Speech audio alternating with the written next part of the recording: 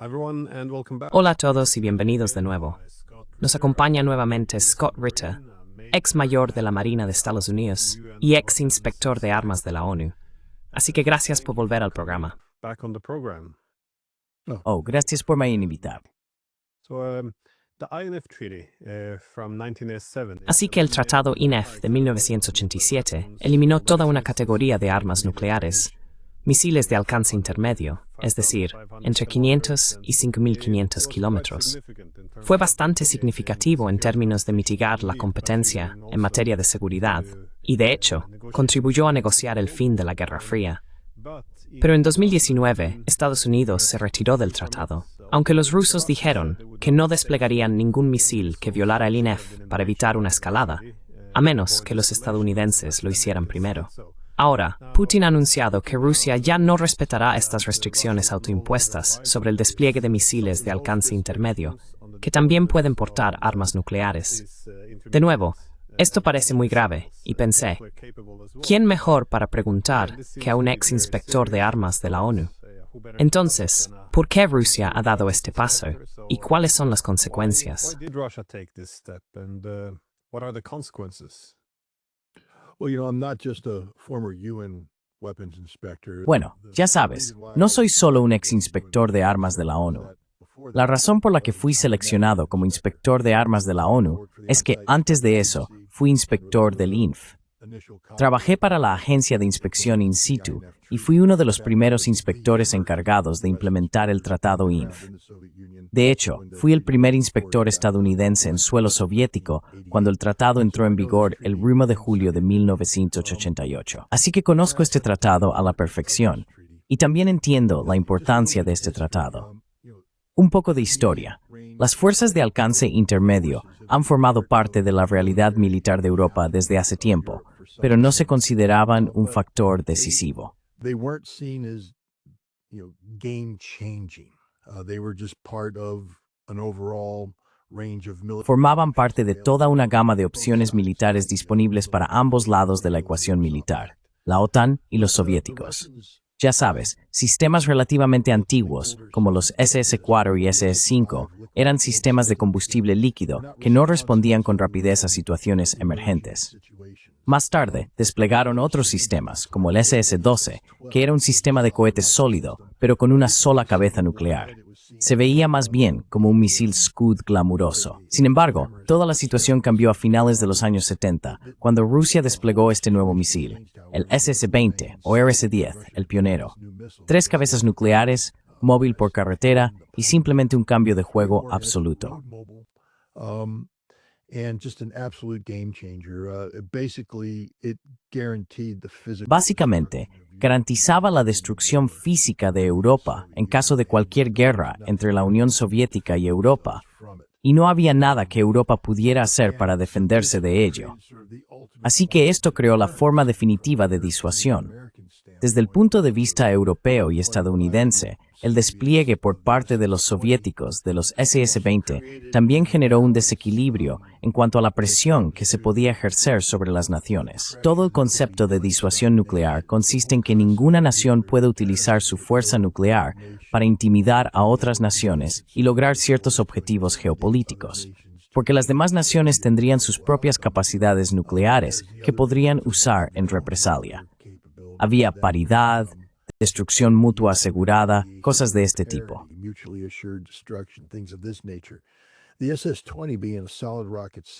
El SS-20, al ser un sistema de cohetes de combustible sólido con el alcance que tenía y múltiples ojivas, podía literalmente cubrir toda Europa con armas nucleares, eliminando la totalidad de las defensas de la OTAN.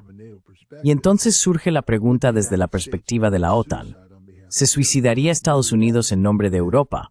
Es decir, si los soviéticos destruían a la OTAN, ¿aplicaría Estados Unidos el artículo 5? ¿Implementaría su doctrina nuclear sabiendo que los rusos y soviéticos tenían sus propias fuerzas nucleares estratégicas capaces de destruir Estados Unidos? O, al enfrentarse a esto, diría Estados Unidos, bueno, qué pena, mala suerte, ¿no me gustaría ser europeo hoy? Por eso era necesario un contrapeso.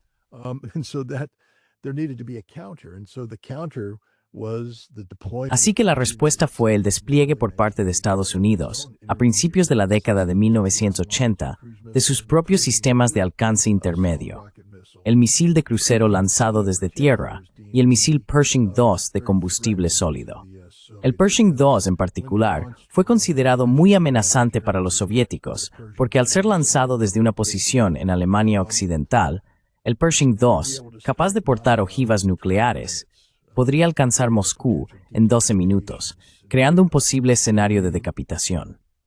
Y si a eso se suma el desarrollo adicional de las fuerzas nucleares estratégicas estadounidenses, concretamente el submarino de la clase Ohio, armado con misiles Trident con cabeza nuclear, la situación se vuelve aún más peligrosa. Si estos misiles Trident se acercaban a la costa, podían lanzarse en una trayectoria plana y lograr la decapitación. Se trata de ett momentus en un sur caps remate en uitvoer. En error, un mal cálculo, un mal juicio. One mistake, one miscalculation, one misjudgment. And so the decision was made by both. Así que tanto Estados Unidos como la Unión Soviética tomaron la decisión de que estos sistemas debían ser controlados. A través del proceso de negociación, llegaron a la opción 0, que significaba no solo limitar el despliegue y el número de sistemas INF y de corto alcance, sino eliminarlos por completo.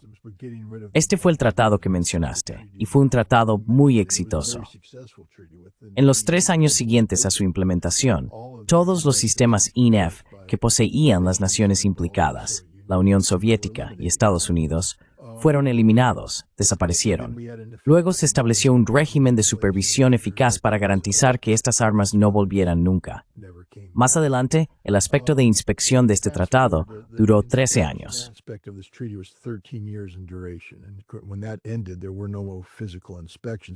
Y cuando eso terminó, ya no hubo más inspecciones físicas, pero el tratado seguía plenamente en vigor.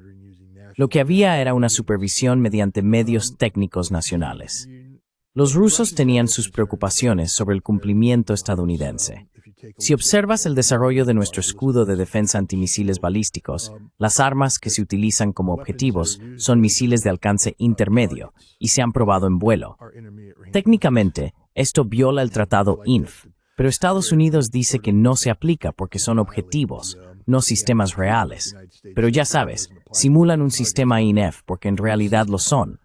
Así que los rusos tenían algunas objeciones, pero los problemas más importantes vinieron del lado estadounidense, donde teníamos preocupaciones sobre 2 sistemas concretos en cuestión.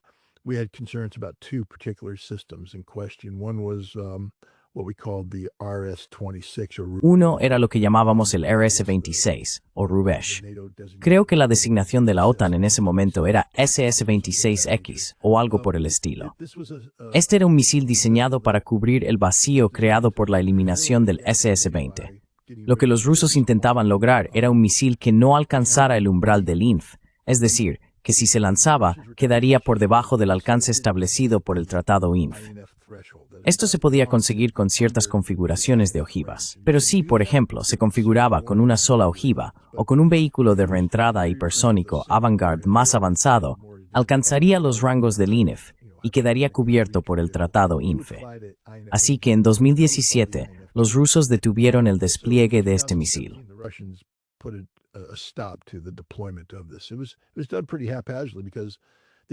Se hizo de manera bastante improvisada, porque se estaban preparando para hacer, según el tratado, iban a prepararse para hacer una inspección de esto. Lo siento, no era de corto alcance. Según ciertos alcances, podía volar como un ICBM. Se contaría como un ICBM. Pero si tenía una configuración diferente de ojiva, se contaría como un sistema INF. Y los rusos no querían ser vistos como violadores del tratado INF.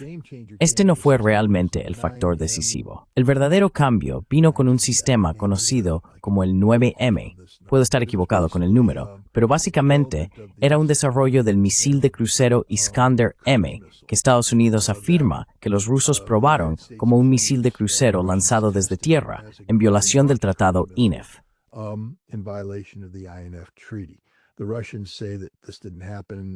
Los rusos dicen que esto no ocurrió. He revisado tantos datos como humanamente posible, sin tener acceso a información clasificada. Estoy convencido de que Estados Unidos se equivocó en este caso, que los rusos, el mismo buró de diseño que trabajaba en el 9M729, también estaba desarrollando el misil Caliber, que es un misil lanzado desde el mar. Se permite probar misiles lanzados desde el mar desde una estación terrestre. El desarrollo del Caliber se estaba llevando a cabo en paralelo a que el desarrollo del 9M79.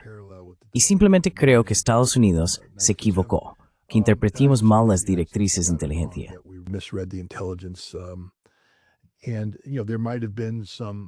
Y, ya sabes, podría haber habido cierta compatibilidad entre los componentes de los misiles, de modo que cuando se probaban cosas en un Caliber, o si se probaban en el 9mm729, los analistas de inteligencia de Estados Unidos podían decir, oh, eso es realmente un misil de crucero de largo alcance. Los rusos intentaron calmar nuestras preocupaciones organizando una demostración. De hecho, expusieron el 9M original, el Iskander-M original, y luego colocaron esta versión avanzada. Y lo que se ve es que es el mismo propulsor, exactamente el mismo sistema de propulsión. Lo único que cambia es la ojiva y el paquete de guiado. Y de hecho, con este nuevo sistema, tanto la ojiva como los paquetes de guiado son más grandes. Así que, si tienes un paquete de guiado más grande y una ojiva más grande, y estás usando el mismo sistema de propulsión, eso significa que probablemente va a volar a menos distancia que el otro sistema. Y hay formas, ya sabes, en que esto podría haberse probado. Pero a Estados Unidos no le interesaba esto, porque mientras Rusia hacía todo lo posible por cumplir con el tratado INF, Estados Unidos no lo hacía. Queríamos salir de este tratado, no por Rusia en sí, sino por China. China había desarrollado toda una gama de sistemas de alcance intermedio que creíamos que le daban ventaja en cualquier posible conflicto en el Pacífico.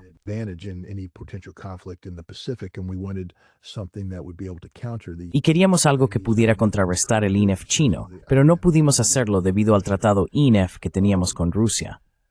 Afirmábamos que no había violaciones, pero sí las había. El sistema Mark 41 Aegis Ashore utiliza una plataforma de lanzamiento en contenedores que a bordo de un buque Aegis no solo puede disparar los misiles superficie-aire SM-3 o SM-6, sino también el misil de crucero lanzado desde el barco. Ahora, si tomas el mismo sistema y lo pones en tierra, los rusos dicen, bueno, podéis lanzar misiles de crucero lanzados desde tierra desde aquí. Y nosotros respondimos, no vamos a hacer eso, no estamos interesados en hacer eso. No os preocupéis por eso.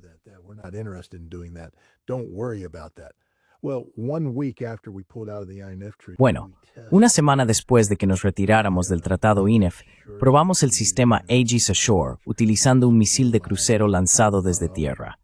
Somos unos mentirosos. Lo habíamos estado planeando todo el tiempo. Cualquiera que haya estado involucrado en pruebas de misiles balísticos sabe que no se organiza una prueba en una semana. Llevábamos tiempo planeando esta prueba y simplemente estábamos esperando salir del tratado para hacerlo. Así que así estamos hoy. No hay tratado y no hay confianza entre Rusia y Estados Unidos. Los rusos, una vez más, tienen mejor memoria que nosotros. Ellos comprenden el aspecto desestabilizador de estas armas.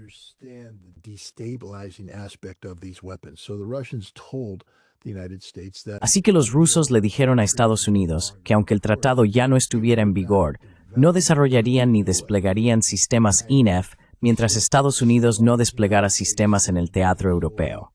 Pues bien, hace un par de años, Estados Unidos desplegó uno de estos sistemas en contenedores en Dinamarca para participar en un ejercicio. Estados Unidos dijo, bueno, solo teníamos el misil SM-6 allí, que es un misil de corto alcance. Pero los rusos no lo saben. Es un sistema capaz de lanzar misiles de crucero, ya que ha sido probado para disparar un misil de crucero. Así que los rusos tienen que asumir que el sistema, cuando se despliega, lleva misiles de crucero.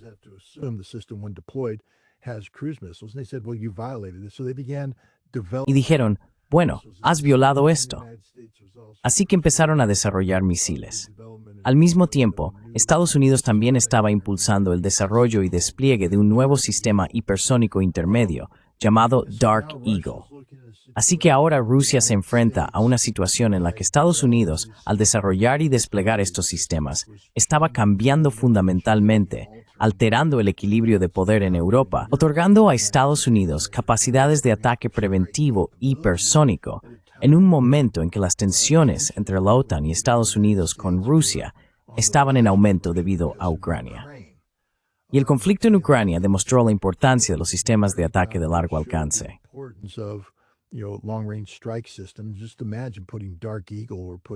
Imagina por un momento colocar el Dark Eagle o el SM-6 Typhoon en suelo ucraniano y el tipo de impacto desestabilizador que eso tendría sobre Rusia, que es una de las razones por las que los rusos están librando esta guerra y asegurándose de que Ucrania nunca forme parte de la OTAN.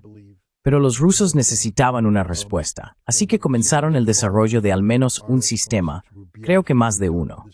El sistema es una continuación del RS-26 Rubesh del que hablamos. Esto es lo que llamamos el sistema Oreshnik. El Oreshnik es una amalgama de tecnologías, utilizando propulsores sólidos avanzados tomados del ICBM Sarmat, segundas etapas tomadas del ICBM Yars, un vehículo de reentrada Yars-M modificado y nuevas ojivas que emplean tecnologías novedosas. Se probó en vuelo y los rusos realizaron una prueba operativa del Oreshnik en noviembre de 2024, teniendo como objetivo la fábrica de Dnipro en Dnipropetrovsk.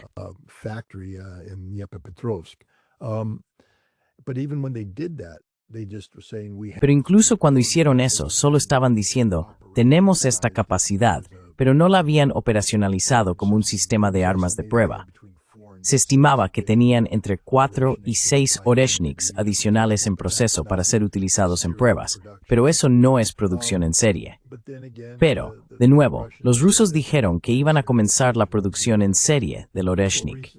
Pues bien, recientemente Vladimir Putin anunció, tras un acalorado intercambio en Twitter entre Lindsey Graham y Dmitry Medvedev, el expresidente de Rusia, en el que Lindsey Graham amenazó con un ataque de decapitación contra Rusia.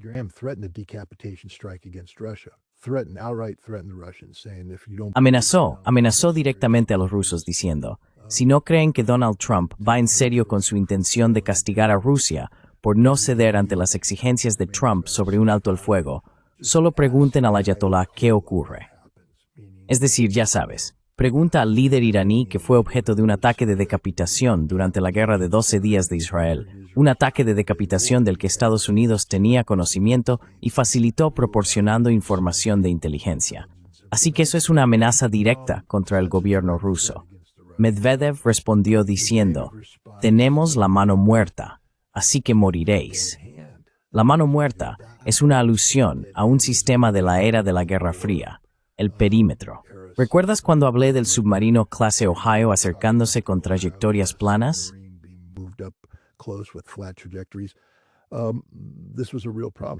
Esto era un problema real. Así que los rusos desarrollaron la mano muerta para asegurarse de que, si alguna vez había un ataque de decapitación y eliminabas al liderazgo ruso, existiera un sistema que, utilizando una variedad de sensores, detección de radiación, sensores sísmicos, etc., y misiles equipados con un sistema de comunicación, lanzaría estos misiles, que sobrevolarían el territorio ruso transmitiendo códigos de lanzamiento. Y la totalidad del arsenal nuclear ruso sería disparado contra Estados Unidos. Así que lo que Medvedev estaba diciendo es, tenemos la mano muerta, ¿por qué hablas de decapitación? Bueno, Trump no lo entendió, y entonces ordenó de inmediato, este es el genio de Donald Trump, acercar 2 submarinos clase Ohio, armados con misiles Trident, a las costas rusas. Así que si intentas convencer a los rusos de que no buscas decapitar a su liderazgo, lo último que harías sería desplegar 2 submarinos clase Ohio más cerca de las costas rusas. Y ahora, debido a todo esto, los rusos han dicho, hemos puesto los Yars en producción en serie y estamos comenzando el despliegue activo de estos sistemas, no solo en Rusia, sino también en Bielorrusia. Bielorrusia va a recibir un regimiento, esos son 9 lanzadores de Yars, el de Yars instabilitoriepathiud. I'm the involved ma autor convention, and yemos will their hin through kliangth. Actually, cluster warheads or can fire nuclear warheads. The Oreshnik is that SS-20. El Oreshnik es esa arma revolucionaria, similar al SS-20. No existe ningún análogo en la OTAN. No hay nada que pueda contrarrestarlo, nada que pueda derrotarlo. Y una vez que el Ereshnik alcance su pleno despliegue operativo, como dijo Dmitry Medvedev en un tuit posterior, todas las catedrales de todas las ciudades de Europa estarán en riesgo, porque, al igual que el SS-20, el Ereshnik podrá cubrir Europa con poder destructivo convencional y nuclear, lo que le otorga una ventaja adicional, una dimensión de flexibilidad militar. Ahora, Rusia puede destruir toda Europa solo usando armas convencionales, no necesitan nucleares. Conventional weapons. They don't need nuclear weapons. Y podemos agradecerle a Donald Trump por esto. Dmitry Medvedev, al anunciarlo, también hizo alusión a otros sistemas. Y aquí es donde volvemos a la Guerra Fría. Además del SS-20, a los rusos les preocupaba el misil Pershing-2 y su capacidad para atacar Moscú. Así que querían una respuesta a eso y estaban desarrollando un sistema de corto alcance llamado Skorost, o el misil rápido. El propósito del Skorost era que, cuando se detectaran los Pershing saliendo de sus guarniciones y dirigiéndose a las zonas de despliegue, el Skorost pudiera enviarse rápidamente al campo, dispararse y destruir el Pershing-2. Ahora mismo, el Ereshnik, como el SS-20, no es tan flexible en cuanto a su capacidad de selección de objetivos.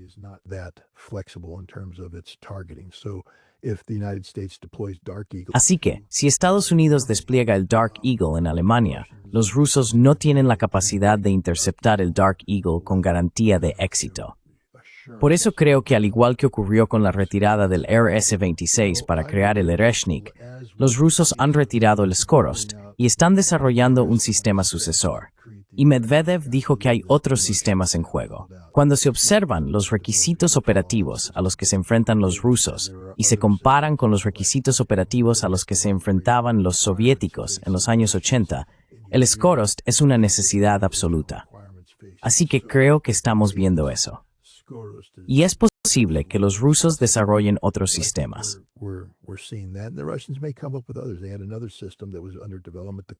Tenían otro sistema que estaba en desarrollo, el Courier, un pequeño misil balístico intercontinental, que de hecho ya estaba listo para entrar en producción en serie, pero fue detenido en 1991 por Gorbachev.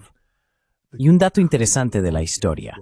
El golpe de Estado que se lanzó contra Gorbachev en agosto de 1991 fue provocado por la firma de una orden de Gorbachev que ponía fin al sistema de pequeños ICBM. Esto creó una crisis económica para el Ministerio de Defensa y las demás industrias implicadas.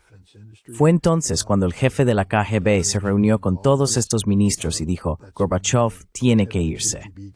Pero esa fue la gota que colmó el vaso. Eso demuestra lo importantes que son estos sistemas de misiles para Rusia en general.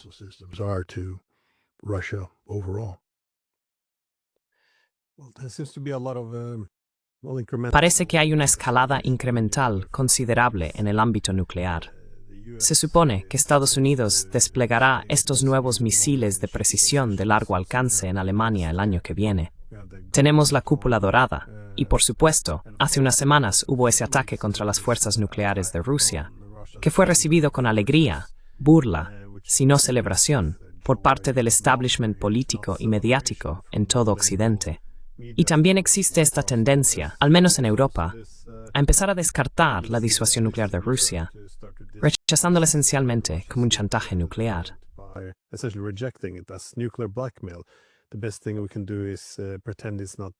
Lo mejor que podemos hacer es fingir que no existe o ignorarlo, lo cual es un enfoque constructivista social muy extraño respecto a la seguridad nuclear.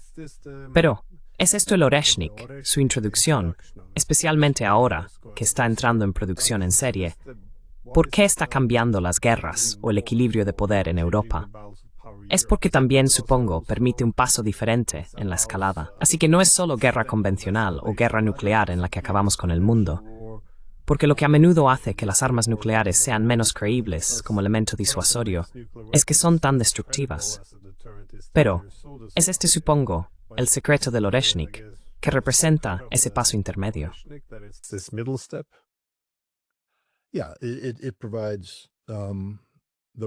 Sí, esto proporciona a los rusos la capacidad de escalar dramáticamente sin usar armas nucleares. Así que, si lo miras desde ese punto de vista, déjame darte un ejemplo. Supongamos que Alemania utilizó el misil Taurus, se lo dio a Ucrania, y este impactó en Moscú. Y supongamos que Moscú respondió atacando la planta de producción de Rheinmetall en Düsseldorf y quizá otros lugares. Ahora mismo tendría que atacar usando, ya sabes, misiles lanzados desde el aire como el Kinzhal, quizá Iskander. Pero hay limitaciones en lo que Rusia puede hacer, y el ataque no es lo suficientemente decisivo como para disuadir a Europa. Así que Europa comenzaría entonces una escalada que podría llevar a una guerra nuclear. Si vas a escalar, quieres hacerlo de una manera que realmente intimide a la persona contra la que estás escalando.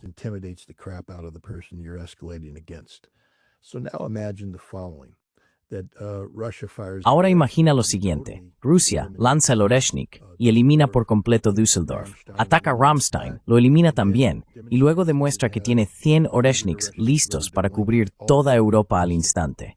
Y no hay nada que Europa pueda hacer para defenderse. ¿Recurrirá Europa ahora a las armas nucleares? ¿Darán ese paso o habrá presión para que Europa retroceda?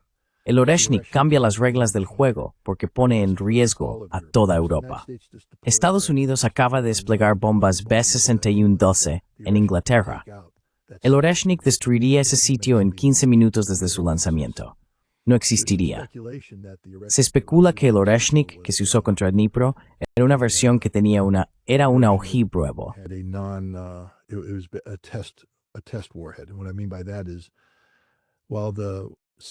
Lo que quiero decir con eso es que, aunque las submuniciones estaban recubiertas o fabricadas con esta nueva aleación cerámica exótica, no había material explosivo en su interior. Así que, básicamente, eran proyectiles fallidos que impactaban en el suelo. Y una de las razones por las que los rusos hicieron eso es para ocultar la verdadera capacidad destructiva de Oreshnik. Porque las fuentes rusas con las que he hablado han dicho que la verdadera capacidad destructiva de Oreshnik es muy diferente de lo que se demostró, y que el Oreshnik, cuando se dispara, digamos que se toma un batallón de Oreshniks. Esos son 3 misiles Oreshnik, es decir, 108 submuniciones, y se lanzan en una zona concentrada. Dicen que el daño causado es equivalente al de un arma nuclear.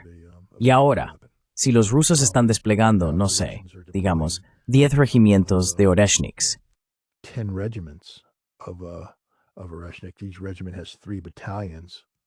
Cada regimiento tiene 3 batallones. ¿Ves a dónde quiero llegar con esto? Europa no tiene ninguna posibilidad literalmente. La mayor estupidez del mundo fue salir del Tratado INF. Y la segunda mayor estupidez fue provocar a los rusos. Ahora los rusos han dado este paso. Ya sabes, ¿cómo salimos de este lío? Es un enorme problema de control de armas. Un enorme problema de control de armas. Y lamentablemente, no creo que vayamos a salir de él a menos que repliquemos el sentido de urgencia que surgió en los años 80, cuando existía una mentalidad de crisis, y si no firmábamos ese tratado, todos íbamos a morir. Necesitamos que Occidente sienta esa urgencia. Y eso significa que Occidente debe desplegar sistemas que hagan que Rusia se sienta en riesgo. Y entonces, ahora hay una razón conjunta para que ambas naciones se deshagan de ellos.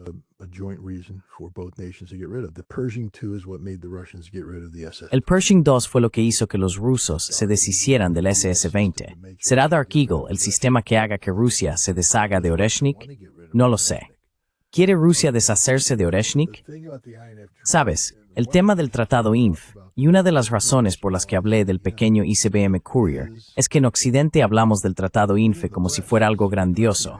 Ya sabes, el control de armas. Nosotros iniciamos el proceso, y como dijiste, fue un proceso que terminó con la Guerra Fría. La mayoría de los rusos no lo ven así.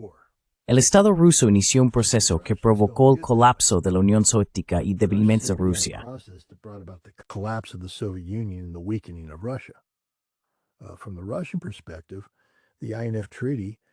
Desde la perspectiva rusa, el Tratado INF desmanteló las capacidades militares de Rusia al eliminar 3 sistemas producidos en Votkinsk, el S-20, el SS-12 y el S-23. También condujo al Tratado START, que impuso límites a la producción del SS-25, y el Courier, el pequeño ICBM, fue eliminado. Esto fue económicamente devastador para la ciudad de Votkinsk, que, en todos los sentidos, es una ciudad fábrica. Cobran por misil. Y cuando llegas a una producción de misiles, excepto uno, y reduces drásticamente el número de misiles producidos, pasaron de fabricar entre 60 y 25 a producir solo 6 C-25 al año. SS-25s a year to producing 6 SS-25s a year. They didn't produce, they were producing, No producían, estaban produciendo 100 SS-20 al año, quizá menos, pero entre 80 y 100, a cero, SS-12, cero, SS-23, cero. Y ya sabes, eso es económicamente devastador. Y eso resuena en todas las ciudades militares donde estos generales y estos ministros obtienen su poder, su capacidad e influencia. No ocurría nada en Votkinsk sin que la planta de construcción de máquinas de Votkinsk, la fábrica de Votkinsk, dijera que iba a ocurrir. Ellos construyeron las escuelas, ellos construyeron las carreteras, ellos construyeron los hospitales, ellos construyeron los mercados, ellos traían la comida. Fue el director general de Votkinsk, tan tarde como en 1976 o 78, quien llevó el gas natural a Votkinsk. Recuerda, Votkinsk está en medio de la nada. natural gas to Vodkinsk. Remember, Vodkinsk is out in the middle of nowhere. 700 and some odd. A 700 y pico millas de Moscú, en las estribaciones de los montes Urales, no había gas natural. Así que los ciudadanos de Votkinsk sufrían algunos de los inviernos más fríos que uno puede imaginar. Fue el director quien salió y tomó los beneficios de la fábrica, se conectó a la gran tubería, supervisándolo personalmente, arriesgando su vida, porque es muy difícil conectarse a una tubería de gas en funcionamiento, pero lo hicieron y llevaron gas a Votkinsk. La fábrica era la ciudad, era la vida. Y no solo ocurre en Votkinsk, sino también en otras ciudades. Y cuando entro y hablo sobre la validez del Tratado INF, los rusos dicen, odiamos ese tratado. The validity of the INF Treaty, the Russians are like, we hate that treaty. We hate arms control. Because Odiamos el control de armas, porque primero, hizo caer a la Unión Soviética, y segundo, nos hizo débiles, porque vosotros hacéis trampas, vosotros mentís. El Tratado INFE fue el único tratado puro mientras se estaba implementando. Ambas partes se beneficiaron, pero mira lo que hicieron los Estados Unidos después. Usamos el Tratado INF para promover la ventaja unilateral de Estados Unidos. Y eso es lo que los rusos también nos acusaron de hacer con las reducciones de armas estratégicas, hacer trampas. Y lo hacemos. Somos tramposos, tramposos de verdad. Hacemos trampas de forma astuta al no ser honestos en nuestras negociaciones. Decimos que queremos una cosa, pero hacemos otra. Mira la defensa antimisiles balísticos en 2008 cuando se estaba negociando, 2008, 2009, cuando se estaba negociando. 2009, when it was being negotiated, the Russians said it has to be done in the context. Los rusos dijeron que tenía que hacerse en el contexto de la defensa antimisiles. No se puede tener un tratado de reducción de armas estratégicas sin defensa antimisiles. Y la administración Obama, que sucedió a la de Bush, dijo que no había problema, que lo harían, pero que tenía que hacerse por separado. Anatoly Antonov, que en ese momento era el principal negociador, dijo que Rose Gottemoeller le aseguró que tratarían ese tema por separado. Firmaron el tratado, se implementó. Men Antonov Aokamoromor, que estoy listo workstomare de fin antimisil, no remisu, no te hacer eso. Mentimos, mentimos descaradamente. We lied. We straight up lied. And so this is what makes Oreshnik even more dangerous. Y esto es lo que hace que Yershnik sea aún más peligroso. Los mecanismos normales que podrían usarse para mitigar el peligro del sistema no existen. Hoy en día, no hay conversaciones sobre control de armas. El tratado New START expira en febrero del próximo año.